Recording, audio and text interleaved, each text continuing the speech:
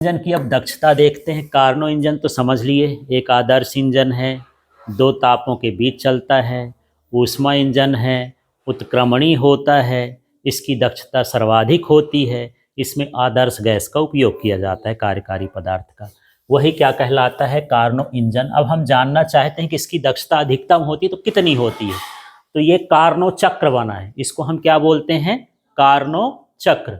मतलब इसमें जो है पहले समतापीय संपीड़न होगा। संपीड़न का मतलब है गैस को दबाया जाएगा, ठीक है। इसके बाद उसमें रुद्धोष्म संपीड़न होगा, उसको फिर दबाया जाएगा लेकिन ऊष्मा का आदान प्रदान नहीं होगा उसमें, तो रुद्धोष्म कहला जाएगा। फिर इसके बाद अगले वाले में क्या होता है, गैस में प्रसार होता है, माने गैस फैलती है, तो होगा समतापी प्रसार, माने ताप में परिवर्तन नहीं होगा।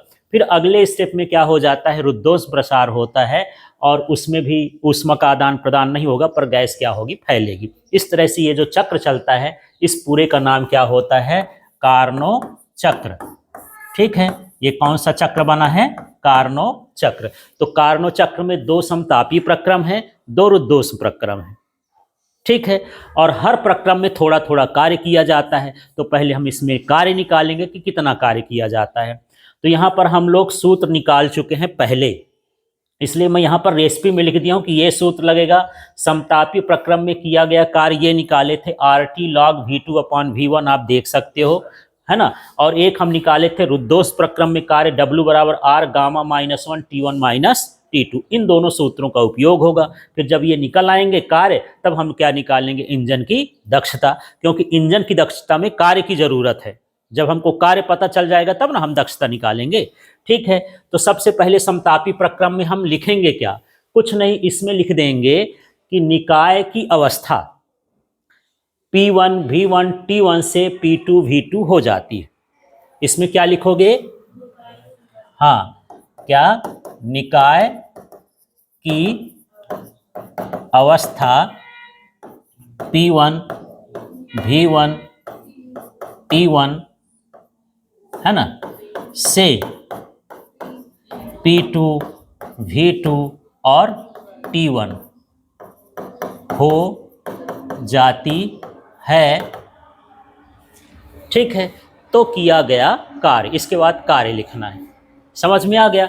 अब इसमें देखो यहाँ भी T1 है, यहाँ भी T1 है, दोनों ताप समान है क्योंकि ये प्रक्रम कैसा है, समतापी है। इसमें हम P1 V1 लिखें, P2 V2, लेकिन T2 नहीं लिखे हैं, कि लिखें T2, क्योंकि T1 दोनों कैसे हैं, समान होना चाहिए, समतापी प्रक्रम है। अब ये समतापी प्रक्रम है तो ये मैं सूत्र लिखा हूं, इस सूत्र का प्रयोग करना है यार। इस सूत्र में देखो क्या लिखा है, बताओ तो, W बराबर, फिर क्या लिखा है, R लिखा है, लेकिन यहां पर देखना ये T लिखा है, लेकिन इनके बीच का ताप क्या है, T1, तो यहां पर मैं क्या लिख दूंगा, T1। इस सूत्र को इसके कंडीशन के हिसाब से बदल लेना है। फिर हम बात करते हैं लॉग, ठीक है। अब देखो इसका V1 से किस में चेंज हुआ है, V2, माने V2 अपॉन क्या हो जाएगा, V1। तो यहां पर लिख देंगे क्या, V2 अपॉन V1, और ये ली गई ऊष्मा के बराबर होगा। इससे जो ऊष्मा ले रहा है, समतापी संपीड़न में ऊष्मा को क्या करता है, वो लेता है, इसलिए किसके बराबर हो गया, Q1 के बराबर हो गया, ठीक है। अब अगले स्टेप में, अभी नहीं लिखना है, अभी अगले स्टेप में देखते हैं। अब हम क्या देखेंगे, रुद्धोष्म संपीड़न, यही लाइन लिखना है। तो रुद्धोष्म संपीड़न में देखो, निकाय की अवस्था P2 V2 T1 से P3 V3 T2 हो जाती है। अब T1 से T, इसमें ताप बदल सकता है, ऊष्मा नहीं बदलेगी इसमें, है ना। अब रुद्धोष्म प्रक्रम में, तो इस प्रक्रम में किया गया कार्य, उसके आगे क्या लिख दोगे, इस प्रक्रम में किया गया कार्य। सूत्र देखो इसमें क्या लिखा है, W बराबर क्या, R गामा -1, ताप तो T1 से किसके बीच है, T2 के बीच है, ये वाला हो गया ये कार्य। तो इसको मैं लिख देता हूं 1, और ये वाला क्या हो गया, 2, दूसरा कार्य हो गया, ठीक है। इन्हीं सूत्र को लिखना, इसके ऊपर शब्द क्या बनाओगे, निकाय की अवस्था, फिर यहां से देख लेना है P2 V2 T1 से P3 V3 T2 हो जाती है, तो किया गया कार्य, बस इतना लिखना है, ठीक है। अगले स्टेप में अब समतापी प्रसार है, तो बताओ अब क्या लिखोगे, आप अपने से सोच के बताओ।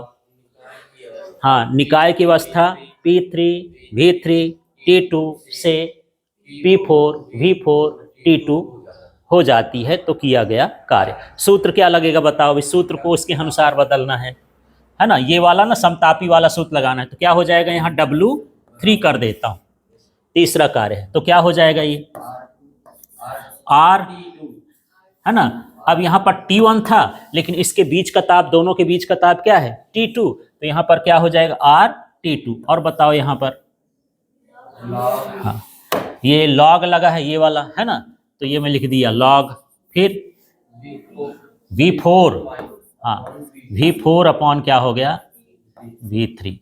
ठीक है, ये छोड़ी गई ऊष्मा के बराबर होता है। ये किसके बराबर होता है, छोड़ी गई ऊष्मा। वो ली गई ऊष्मा और प्रसार में ऊष्मा को क्या करेगा, छोड़ेगा। जब गर्मी निकालेगा तब वो फैलेगा, ऊष्मा को छोड़ता है।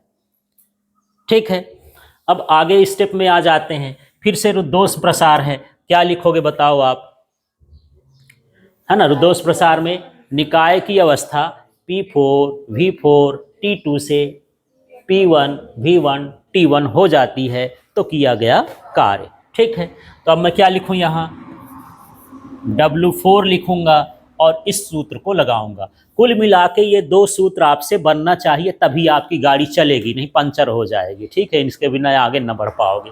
तो W4 का मान क्या है बताओ, वहाँ पर R गामा -1, ताप तो वही है, T1 से T2 ही है, बड़े ताप को पहले ही लिखते हैं, तो ये क्या हो जाएगा T1 से -T2।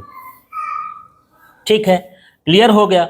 अब मुझे निकालना है कुल कार्य, तो जब मैं कुल कार्य निकालूंगा तो सभी कार्य को क्या करूंगा, जोड़ दूंगा। तो यहाँ पर कुल कार्य बराबर हो जाएगा, यहाँ मैं लिखता हूँ W बराबर W1 plus W2 plus W3 plus ये W3 माइनस W4। ठीक है, जब संपीड़न वाला होगा तो प्लस चिन्ह लगाएंगे, और प्रसार वाला होगा तो कैसा चिन्ह लगाएंगे, माइनस। माने हम उसके ऊपर कार्य कर रहे हैं, अभी तक संपीड़न में वो कार्य कर रहा है और इसमें हम ऊपर कार्य कर रहे हैं, इसलिए माइनस लगा।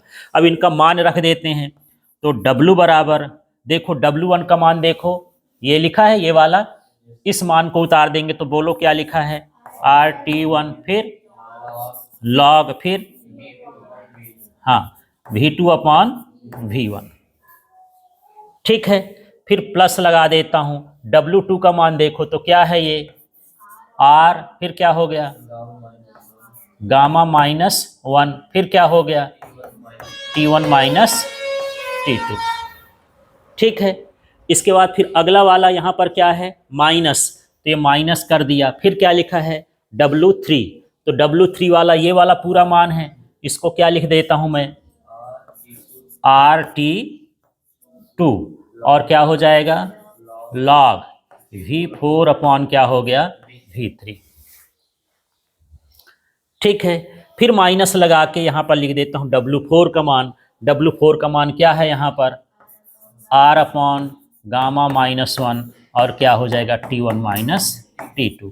इस तरह से ये सभी मान हम रखेंगे। मान रखने के बाद अब आगे देखते हैं कौन सा हिस्सा है।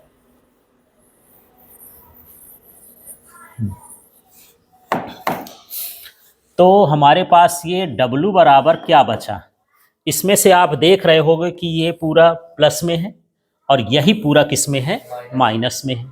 ये हमारे पास बचा है, तो यहाँ W इक्वल टू क्या हो जाएगा RT1, और क्या हो जाएगा लॉग, फिर क्या हो जाएगा V2 अपॉन V1। ठीक है, ये माइनस में है तो आप इसको बटे में भी लिख सकते हो, माइनस वाले को किस में लिख सकते हो, बटे में, या फिर मैं ऐसे लिख देता हूँ, ये क्या हो जाएगा माइनस RT2, और क्या हो जाएगा लॉग, फिर V4 अपॉन क्या हो गया V3। ठीक है, ये मेरे पास बचा। अब इसके बाद हमको निकालना है इंजन की दक्षता। ठीक है, तो चलिए अब यहाँ पर मैं लिख रहा हूँ, कार्य निकालने के बाद लिखना है इंजन की दक्षता बराबर होता है इंजन द्वारा किया गया कार्य, और बटे में होता है उस अवशोषित ऊष्मा, कितना लिया और कितना कार्य किया, अवशोषित ऊष्मा।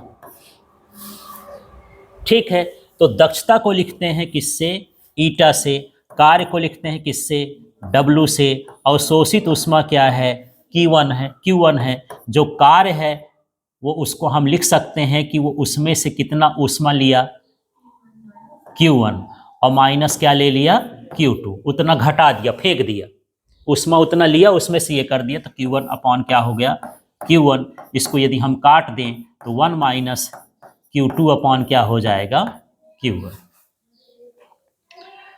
ठीक है, क्लियर हुआ इतना, यहां पर समझ में आया। इस Q1 को इसके अलग अलग बटे में लिखोगे तो ये Q1 कैंसिल हो जाएगा, तो एक आ जाएगा।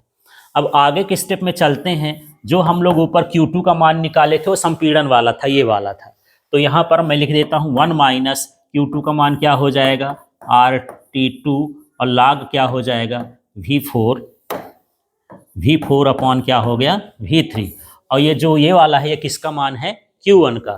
तो Q1 का मान क्या हो जाएगा, RT1, और क्या हो जाएगा, log V2 अपॉन V1। अब यहाँ R तो कैंसिल हो जाएगा, तो इसको कैंसिल कर देते हैं। अब इनके बारे में सोचते हैं, ये कैंसिल हो जाएगा। मेरे पास जो बचा अब ईटा इक्वल टू 1 माइनस क्या बचा, T2 log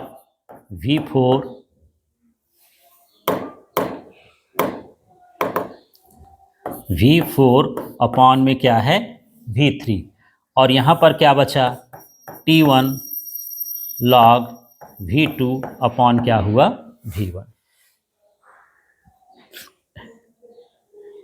ठीक है, ये क्लियर हुआ इतना। इसमें यही लाइन लिख दिया हूं, केवल इसको ये छोड़ दिया हूं। अब इसके आगे आपको ये बताना है कि ये दोनों आपस में बराबर हैं, तो इसके लिए अब कौन सा नियम लगाएंगे, रुद्धोष्म का नियम। ठीक है, तो रुद्धोष्म नियम से मैं यहाँ पर लिख देता हूँ डायरेक्टली, ईटा बराबर हो जाएगा 1 माइनस T2 अपॉन क्या हो जाएगा, T1। ठीक है, रुद्धोष्म नियम को यहाँ पर बगल में बता देना है। ठीक है, यहाँ पर क्या, रुद्धोष्म नियम से, तो ये सूत्र होता है, यहाँ पर आपको दिख नहीं रहा होगा, ये है TV माइनस गामा, है ना, बराबर क्या होता है, K।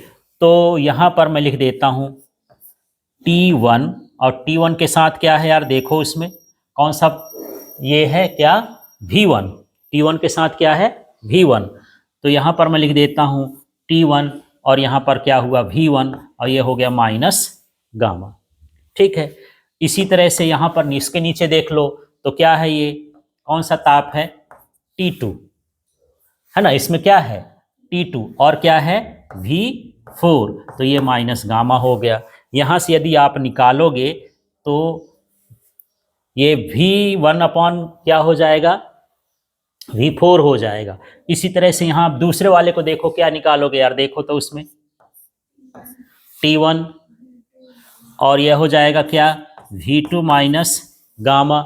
यहाँ पर देख लेना, ये T1 और V2 माइनस गामा इस लाइन का लिख रहे हैं, है ना। और यहाँ पर क्या हो जाएगा, T2, और क्या हो जाएगा, V3, और ये क्या हो जाएगा, माइनस गामा। अब इसमें T1 अपॉन T2 निकाल लेंगे, इसमें T1 अपॉन T2 निकाल लेंगे, दोनों को क्या कर देंगे, बराबर कर देंगे। ठीक है, तो यहाँ से मैं थोड़ा सा आगे बढ़ जाता हूँ, ये दोनों लाइन में ना थोड़ा सा मैं इसको कम कर रहा हूँ, तो ये हमारे पास T1 अपॉन क्या रहेगा, T2, T1 अपॉन क्या हुआ, T2, तो यहाँ पर क्या हो जाएगा, V4 अपॉन V1, तो यहाँ हो जाएगा V4 अपॉन क्या हो जाएगा, V1, दोनों की घात सेम है तो कट जाएगी। ठीक है, इसी तरह से यहाँ से निकालेंगे तो क्या हो जाएगा, T1 अपॉन T2, और बराबर यहाँ पर क्या हो जाएगा, V3 अपॉन क्या हो जाएगा, V2। फिर इन दोनों को बराबर करेंगे तो अपने आप ये बराबर हो जाएगा। इतना ही आपको यहाँ पर निकाल के छोड़ देना है। ठीक है,